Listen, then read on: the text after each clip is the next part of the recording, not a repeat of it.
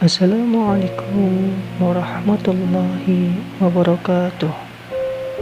Bismillahirrahmanirrahim. Alhamdulillah, alhamdulillah, alhamdulillah. Para sahabatku, saya akan coba lagi melanjutkan bab yang ke-6,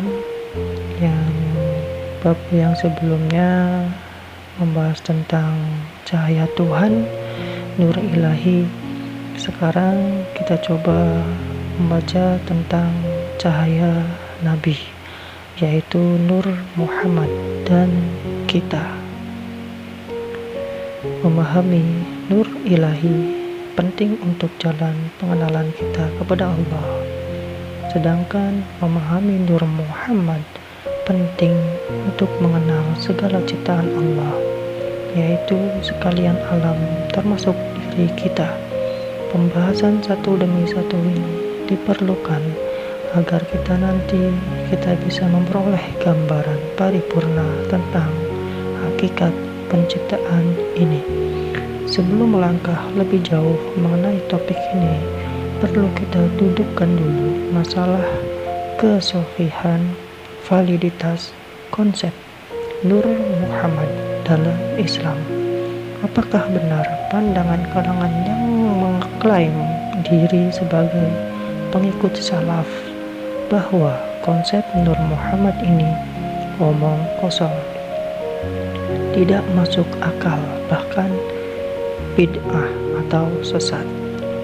Yang perlu kita garis bawahi di sini ialah bahwa kali ini kita fokus pada makna Muhammad sebagai Rasul utusan atau sebagai wasilah perantara secara hakikat, bukan secara zohir. Berikut ini diketengahkan sandaran-sandaran dalil tentang Nur Muhammad. Sandaran 1, Quran Surat Al-Ahzab ayat 45 dan 46 yang berbunyi, "Hai Nabi, sesungguhnya kami mengutusmu untuk jadi saksi dan pembawa kabar gembira dan pemberi peringatan, dan untuk jadi penyeru kepada agama Allah dengan izinnya, dan untuk jadi cahaya yang menerangi." Sandaran 2, Quran Surat Al-Maidah, Quran 5 ayat 15, "Sesungguhnya telah datang kepadamu cahaya dari Allah dan kitab yang menerangkan." Terjemahan bahasa Inggris versi Dr. Moksin di situs quranexplorer.com. "Indeed, there has come to you from Allah like Prophet Muhammad SAW in a plain book, this Quran." Sandaran 3, hadis Ibnu Abbas, "Kalau bukan karena Muhammad, aku tidak menciptakan Adam, tidak menciptakan surga dan neraka." Hadis riwayat Ibnu Abbas. Sandaran keempat, hadis Jabir, "Saya bertanya, wahai Rasulullah, demi bapak dan ibu saya sebagai tebusan bagimu, kabarkan kepada saya tentang makhluk yang pertama Allah ciptakan sebelum Dia menciptakan selainnya." Beliau menjawab, "Wahai Jabir, makhluk yang pertama Allah ciptakan adalah cahaya nabimu yang Dia ciptakan dari cahayanya. Kemudian Dia menjadikan cahaya tersebut berputar dengan kuat sesuai dengan kehendaknya. Belum ada saat itu lembaran, pena, surga, neraka, malaikat, nabi, langit, bumi, matahari, bulan, jin, dan juga manusia. Ketika Allah hendak menciptakan Dia membagi cahaya tersebut menjadi 4 bagian.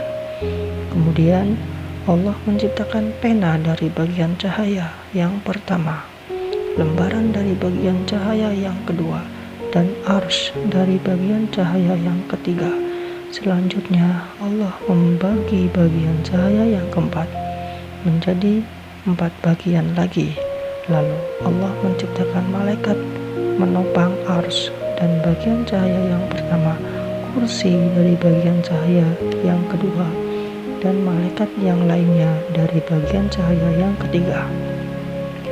Di akhir hadis beliau mengatakan, beginilah permulaan penciptaan nabimu, ya Jabir. Diriwayatkan Abi Razak bin Humam bin Nafi As-Sa'an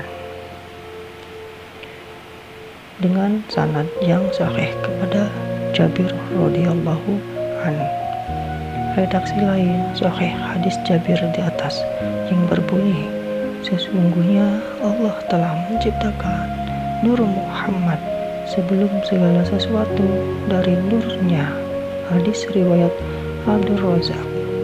Berikut ini beberapa ulama terkemuka yang membahas Nur Muhammad dalam kitab-kitab beliau. Di antaranya Syekh Abdul Qadir Al-Jailani, Sultanul Aulia. Yang kedua Syekh Abdullah Arif. Yang ketiga Imam Asy-Syafi'i. Yang keempat Imam Al-Qastalani. Yang kelima Imam Al-Zarqani. Yang keenam Syekh Ja'far Al-Barzanji. Yang ketujuh Syekh Yusuf An-Nabhani. Yang kedelapan Syekh Nawawi Al-Bantani. Yang kesembilan Syekh Nuruddin Ar-Raniri. Yang kesepuluh Syekh Abdul Rauf Al-Mansuri. Yang kesebelas Syekh Abdus Somad Al-Falimbani. Yang ke-12 Syekh Muhammad Nafis Al-Banjari. Yang ke-13 Syekh Daud Al-Fatani. Bentuk dan kedudukan cahaya Nabi. Mengapa harus ada Nur Muhammad? Dari dalil hadis jelas disebutkan bahwa Nur Muhammad itu dari Nur Ilahi. Mengapa harus ada Nur Muhammad? Apakah tidak cukup Nur Ilahi sebagai tempat bagi sekian makhluk ciptaan Allah? Pertanyaan-pertanyaan sedemikian sudah tersedia jawabannya pada riwayat dari Ibnu Abbas sebelumnya, yang penulis terjemahkan secara bebas seperti ini. Kalau Nur Muhammad tidak ada, surga neraka juga tidak ada. Artinya dunia akhirat termasuk kita juga tidak akan diadakan Allah. Karena Nur Ilahi itu maha dahsyat. Kita tahu cahaya matahari begitu hebat panasnya. Itu baru api dunia. Bagaimana dengan api neraka? Kita yakini terlebih dahsyat lagi panasnya daripada panas matahari. Api dunia dan api neraka yang notabene baru api kelas makhluk saja sudah tak terbayangkan dahsyatnya, apalagi dengan cahaya Tuhan. Apakah ada yang sanggup hidup terpapar langsung cahaya Tuhan? Ingat dalam Quran Al-A'raf ayat 143, Bukit Tursina meledak hancur jadi debu, tak sanggup menerima pancaran Nur Ilahi ini. Padahal Nur Ilahi yang terpancar itu konon baru 1/7 helai rambut. Itu pun baru Nur Ilahi yang terpancar dari dahi Musa alaihi salam, bukan dari Allah langsung. Singkat kata, Nur Ilahi ini maha dahsyat dan tiada satu makhluk pun sanggup berada di dalam liputannya. Oleh sebab itu, Nur Ilahi perlu ditabiri agar makhluk yang kelak diciptakan tidak binasa seketika. Nur Muhammadlah tabir yang dimaksud. Ibarat kata, cahaya matahari yang bisa membinasakan perlu ditabiri dengan lapisan ozon agar kehidupan di bumi dapat berlangsung.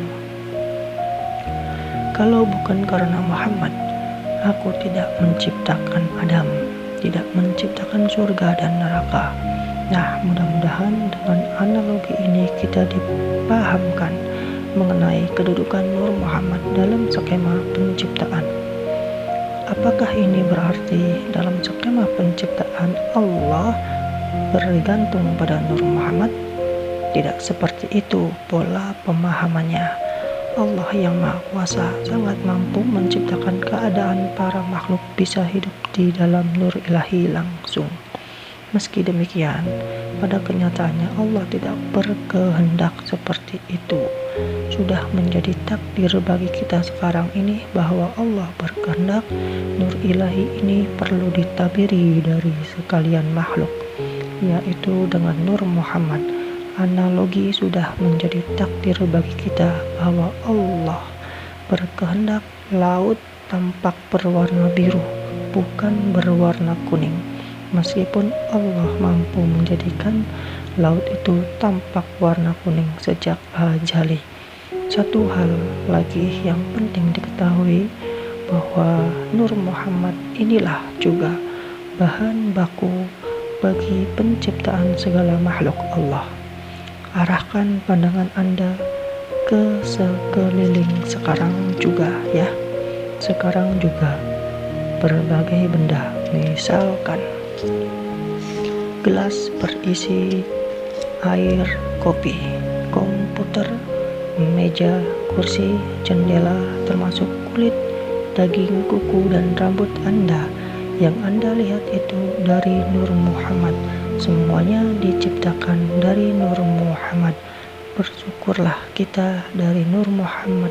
Kita dijadikan Allah sebagai manusia, tidak dijadikan kambing, pohon, atau batu.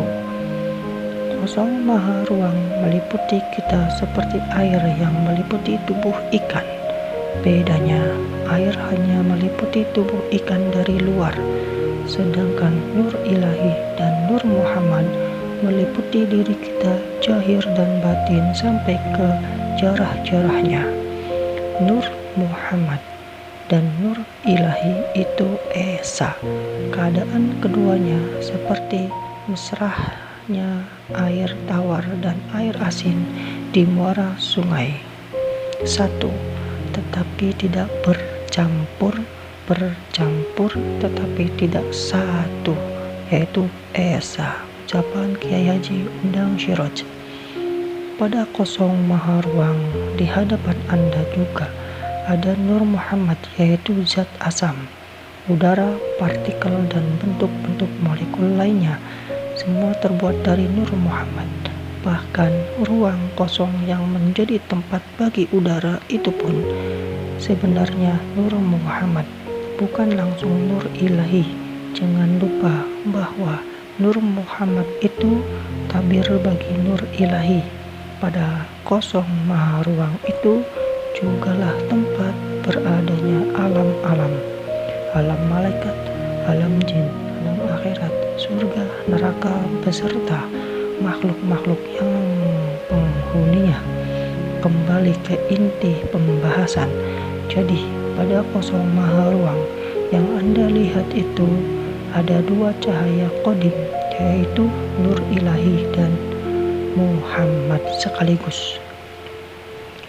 Kedua cahaya qadim ini meliputi kita zahir, batin, luar, dalam. Artinya Nur Ilahi dan Nur Muhammad ini bukan hanya ada di luar kita saja, melainkan meliputi sampai ke jarah-jarah diri kita dan jarah-jarah sekalian baharu di luar kosong, di dalam juga kosong. Inilah disebut tembus menembus, inilah disebut esa. Penjelasan praktis memahami keesaan kita dengan Allah. Sekarang coba angkat tangan Anda setinggi wajah ya. Lakukan sekarang juga. Perhatikan antara tangan Anda dan maha ruang kosong itu ada jarak antaranya. Tidak, bukan. Itulah yang disebut esa. Jasad kita esa dengan Nur Ilahi. Nur Ilahi esa dengan Tuhan. Jadi masih ragu kita beserta Tuhan setiap detik? Mudah-mudahan ketika sudah dipahamkan soal ini, kita tidak lagi tergolong orang yang disebutkan dalam Al-Fussilat ayat 54 di atas, yang berbunyi, "Ingatlah bahwa sesungguhnya mereka adalah dalam keraguan tentang pertemuan dengan Tuhan mereka, padahal sudah diberi petunjuk. Sesungguhnya Dia Maha meliputi segala sesuatu." Insya Allah sekarang Anda sudah memahami skema penciptaan dalam tauhid, utamanya mengenai kedudukan diri Anda terkait dengan Nur Muhammad dan Nur Ilahi. Sadarilah, diri Anda itu Nur Muhammad dan diri Anda ada di dalam Nur Ilahi. Artinya, Nur Muhammad diliputi Nur Ilahi dan Nur Ilahi diliputi yang Maha meliputi, yaitu Ahad Esa. Lihat gambar tangan. Ilustrasi visual Esa versus bercerai. Perhatikan potongan gambar di bagian kanan tadi. Dengan udara atau angin sekalipun tangan kita masih merasakan bersentuhan dengan udara. Tangan kita merasakan persentuhan berupa rasa dingin atau berupa rasa hembusan angin pada kulit. Adapun dengan air, bukti adanya persentuhan itu ialah menjadi basahnya kulit setelah terkena air. Ini artinya jasad kita dengan udara dan air tidak esa alias bercerai. Adanya rasa bersentuhan artinya ada dua hal yang terpisah kemudian bertemu. Dua hal terpisah yang kemudian bertemu membuktikan adanya jarak antara kedua hal tersebut. Bandingkan dengan potongan gambar di bagian kiri dengan kosong maha ruang yang meliputi sekujur tubuh kita, tidak merasakan adanya persentuhan. Bahkan jika Anda perhatikan dengan seksama, tidak ada pemisah yang mengantarai kulit kita dengan kosong maha ruang itu. Tidak ada jarak antara kulit kita dan kosong maha ruang ini. Dengan demikian, kita dengan kosong maha ruang atau Nur Ilahi ini Esa, tidak berjarak dan tiada antara. Tidak ada rasa bersentuh, itulah tandanya Esa. Ucapan Kiai Haji Undang Syiraj. Kalau sudah paham mengenai ini secara ilmu, sekarang tingkatkan dalam bentuk amal kesadaran, karena bukan ilmu yang menjadi, melainkan kesadaran yang menjadi. Ucapan Kiai Haji Undang Syiraj. Sekarang juga pandang maha ruang kosong yang ada di hadapan Anda dan rasakan diamnya maha ruang kosong ini. Insya Allah otomatis pikiran dan perasaan Anda juga diam. Tidak ada yang terlintas-lintas di kepala dan tidak ada yang terbesit-besit di hati. Tidak ada sesuatu plong. Itulah yang disebut diam sediam-diamnya. Tafakkur hakiki. Kalau di hati sudah tidak ada sesuatu lagi, siapa yang ada di hati itu? Qalbun mu'min baitullah. Hati orang mukmin itu istana Allah. Hadis riwayat Abu Daud. Man arafallaha kalla lisanuhu. Barang siapa mengenal Allah, keluh lidahnya. Keluh lidah artinya diam. Jelas, diam di sini bukan jasad mematung seperti tapa brata atau meditasi. Tidak ada yang terlintas-lintas di kepala dan tidak ada yang terbisik-bisik di hati. Ini juga senjata ampuh kaum mukmin untuk meruntuhkan tipu daya iblis dan para setan laknatullah itu. Ingat, iblis dan setan memanfaatkan pikiran kita dengan lintasan-lintasan nafsu atau dengan membisik-bisikkan keingkaran ke dalam hati kita. Lintasan-lintasan pikiran itu seolah-olah memang dari diri kita juga, dan seolah-olah diri kita sendiri juga yang berbisik-bisik keingkaran itu di dalam hati. Pikiran dan perasaan itulah jembatan iblis dan setan untuk menggelapkan hati manusia. Maka runtuhkanlah jembatan iblis itu dengan diam hakiki, yang merupakan rukun kolbi dalam setiap ibadah syariat Islam. Inilah ilmu yang paling ditakuti iblis bila sampai diketahui oleh anak cucu Adam alaihi salam. Sebab inilah dasar ilmu ikhlas billahi ta'ala. Bismillahirrahmanirrahim. Qala rabbi bima aghwaytani la uzayyinanna lahum fil ardh illa ibadaka minhumul mukhlasin wa la urwiyannahum ajma'in. Qala hadza syiratun 'alayya mustaqim. Inna ibadi laysa laka 'alayhim sultanun illa man ittaba'aka minal ghawin. Yang artinya, iblis berkata, "Ya Tuhanku, oleh sebab Engkau telah memutuskan bahwa aku sesat, pasti aku akan menjadikan mereka memandang baik perbuatan maksiat di muka bumi, dan pasti aku akan menyesatkan mereka semuanya kecuali hamba-hamba Engkau yang mukhlis di antara mereka." Allah berfirman, "Ini adalah jalan yang lurus. Kewajiban akulah menjaganya. Sesungguhnya hamba-hambaku tidak ada kekuasaan bagimu terhadap mereka kecuali orang-orang yang mengikut kamu, yaitu orang-orang yang sesat." Quran Surat Al-Hijr, Quran 15 ayat 39-42.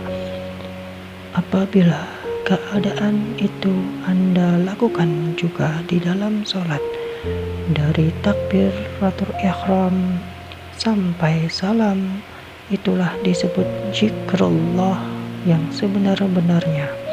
Esa jahir batin mengingat Tuhan yang tidak ada seumpama